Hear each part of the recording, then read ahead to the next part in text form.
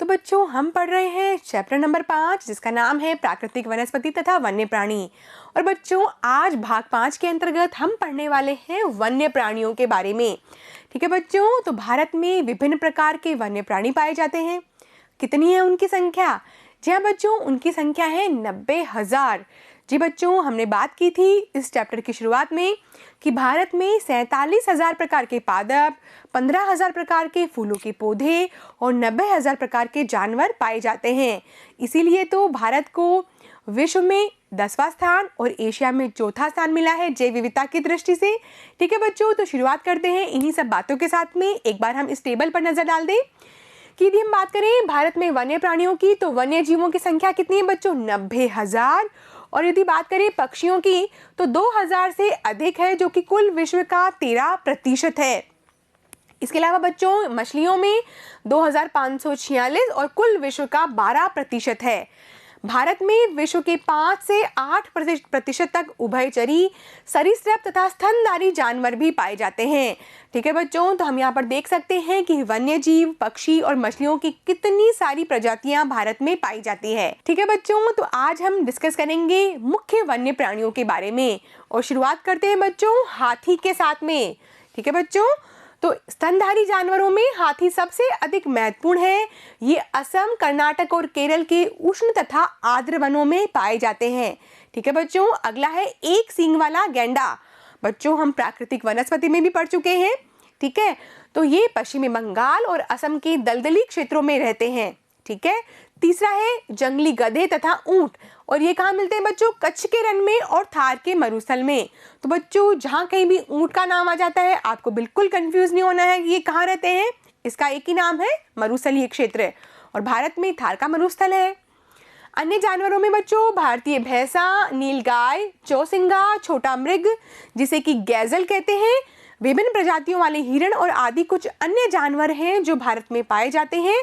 और यहाँ बंदरों की भी अनेक प्रजातियां देखने को मिलती है। ठीक है बच्चों, यदि हम बात करें एशियाई शेर की, तो बच्चों ये कौन सा शेर है? एशियाई शेर, और ये कहाँ मिलता है? गुजरात के गिर क्षेत्र में। ठीक है, तो इसके बारे में लिखेंगे हम। एशियाई शेर केवल गुजरात के गिर जंगलों में पाया जाता है। जैसे कि हमने देखा था कि रॉयल बंगाल टाइगर कहाँ मिलता है? सुंदरवन के डेल्टा में मिलता है। उसी प्रकार बच्चों एशियाई शेर मिलता है गुजरात के गिर क्षेत्र में। भारत विश्व का अकेला ऐसा देश है जहां शेर तथा बाघ दोनों पाए जाते हैं। है ना बच्चों, जैव विविधता की दृष्टि से भारत बहुत ही महत्वपूर्ण देश। भारतीय शेरों का प्राकृतिक वास स्थल गुजरात में गिर जंगल है। ठीक है बच्चों, तो हमने देख लिया ना कि एशियाई शेर मिलते हैं वहां पे, बाघ मध्य प्रदेश में और झारखंड के वनों में, पश्चिम बंगाल के सुंदर, रॉयल बंगाल टाइगर याद आया आपको, और हिमालयी क्षेत्रों में पाए जाते हैं। बिल्ली जाति के सदस्यों में तेंदुआ भी है और ये शिकारी जानवरों में मुख्य है। ठीक है बच्चों, तो आपके लिए एक होमवर्क है कि बिल्ली जाति के सदस्यों में कौन कौन से जानवर आएंगे। और बच्चों यहाँ पर जो लिखे हुए हैं फैक्ट, ये आपकी बहुत मदद करने वाले हैं। आगे बढ़ेंगे बच्चों और देखेंगे हम कि हिमालयी क्षेत्रों में पाए जाने वाले जानवर अपेक्षाकृत कठोर जलवायु को सहन करने वाले होते हैं। ठीक है बच्चों, तो आप जानते हैं कि हिमालयी क्षेत्र में कितनी ज़्यादा कठोर परिस्थितियां होती है, इसलिए बच्चों वहाँ के जो जानवर होते हैं वो भी उन परिस्थितियों में अपने आप को ढाल लेते हैं, जो कि अत्यधिक ठंड में भी जीवित रहते हैं। लद्दाख की बर्फीली ऊंचाइयों में याक पाया जाता है, जो कि गुच्छेदार सींगों वाले बेल जैसा जीव है। जी हाँ बच्चों, उनके शरीर पे बहुत सारे बाल होते हैं जिसका भार लगभग 1 टन होता है। जी हाँ बच्चों, 1 टन। आप सोच सकते हैं कि कितना ज़्यादा वजनी होता है ये जानवर। तिब्बती बारहसिंगा, भारल जिसे कि नीली भेड़ कहते हैं, जंगली भेड़ तथा कियांग जिसे कि तिब्बती जंगली गधा कहते हैं, भी यहाँ पर पाया जाता है। ठीक है बच्चों, अब हम बात करेंगे किसकी? लाल पांडा की और बहुत सारे जानवरों की। कहीं कहीं लाल पांडा भी कुछ भागों में मिलता है। नदियों, झीलों तथा समुद्री क्षेत्रों में कछुए, मगरमच्छ और घड़ियाल पाए जाते हैं। घड़ियाल मगरमच्छ की प्रजाति का एक ऐसा प्रतिनिधि है जो विश्व में केवल भारत में पाया जाता है। जी हाँ बच्चों, आप देख चुके हैं कि एशियाई शेर भी भारत में पाया जाता है। ठीक है, इसके अलावा जो घड़ियाल है वो मगरमच्छ की एक ऐसी प्रजाति है जो केवल और केवल भारत में ही पाई जाती है। तो बच्चों हम देख सकते हैं कि भारत में कितनी सारी जैव विविधता मौजूद है। बहुत से कीड़े मकोड़े फसलों, फलों और वृक्षों के परागण में मदद करते हैं और हानिकारक कीड़ों पर जैविक नियंत्रण भी रखते हैं। प्रत्येक प्रजाति का पारिस्थितिकी तंत्र में योगदान है, अतः उनका संरक्षण अनिवार्य है। ठीक है बच्चों, तो छोटे बड़े कीट से लेकर चाहे बड़े बड़े जानवर हों, वो हमारे पारिस्थितिकी तंत्र को बनाए रखने में मदद करते हैं। लगभग 1300 पादप प्रजातियां संकट में हैं और 20 प्रजातियां विनष्ट हो चुकी है। ठीक है बच्चों, काफ़ी वन्य जीव जातियां भी संकट में हैं और कुछ विनष्ट हो चुकी है। बच्चों ये जो फैक्ट है ये आपका एक प्रश्न भी बनता है। ठीक है, तो आप इसको बहुत ध्यान से लिखेंगे कि लगभग 1300 पादप प्रजातियां संकट में हैं और 20 प्रजातियां विनष्ट हो चुकी है और काफ़ी वन्य जीव प्रजातियां भी संकट में हैं जिनका हमें संरक्षण करना आवश्यक है। ठीक है बच्चों, आगे बढ़ेंगे और लिखेंगे हम पारिस्थितिकी तंत्र के असंतुलन का मुख्य कारण क्या है बच्चों? लालची व्यापारियों का अपने व्यवसाय के लिए अत्यधिक शिकार करना।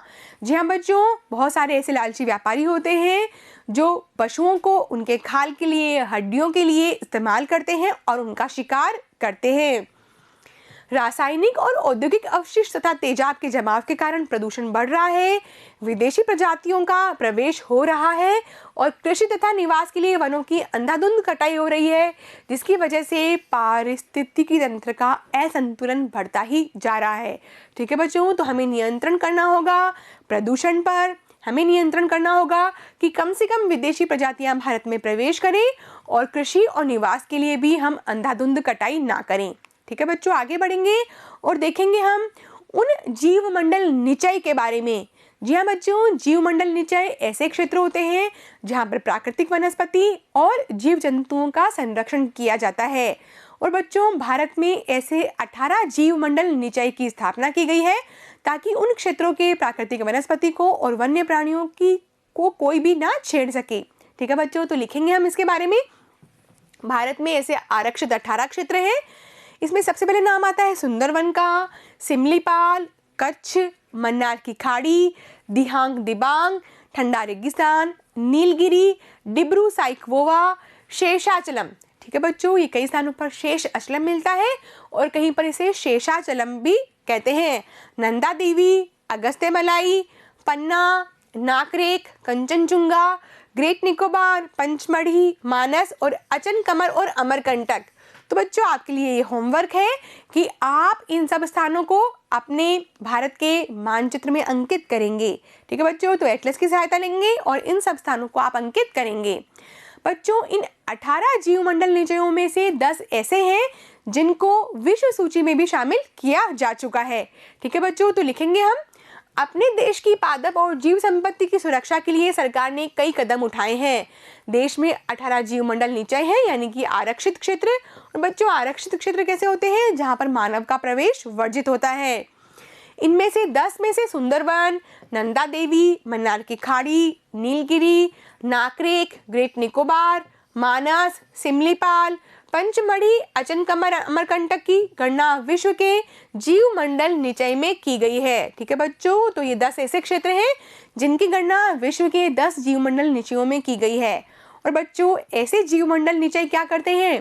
प्राकृतिक वनस्पति और पादपों के लिए, इसके अलावा वन्य प्राणियों के लिए वरदान साबित होते हैं और इसीलिए बच्चों भारत में जैव विविधता अत्यधिक है।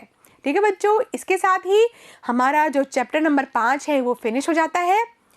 इस चैप्टर में हमने पढ़ा प्राकृतिक वनस्पति के बारे में और वन्य प्राणियों के बारे में। और बच्चों बहुत ही इंटरेस्टिंग चैप्टर था।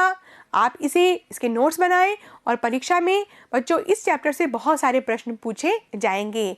ठीक है बच्चों, अब हम मिलेंगे प्रश्नोत्तर के साथ में। तब तक पढ़ते रहिए और आगे बढ़ते रहिए ई कक्षा के साथ। Thank you.